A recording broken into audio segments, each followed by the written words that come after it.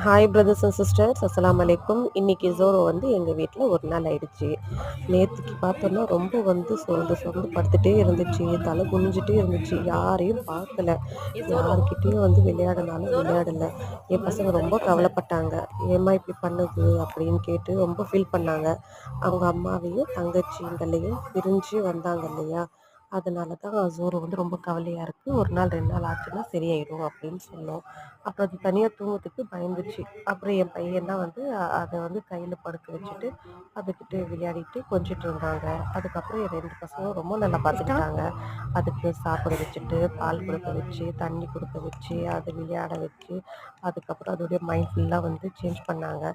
சரி, ஓகே, நம்ம வந்து மேலே மொட்டை மாடிக்கு போயிட்டு ஜோரோவோட கொஞ்சம் வந்து விளையாடுவோம், ஜோரோவை வந்து கொஞ்சம் சந்தோஷப்படுத்தலான்னுட்டு என் பசங்க மேலே கூட்டிகிட்டு போயிட்டு ஜோரோவோட விளையாடினாங்க.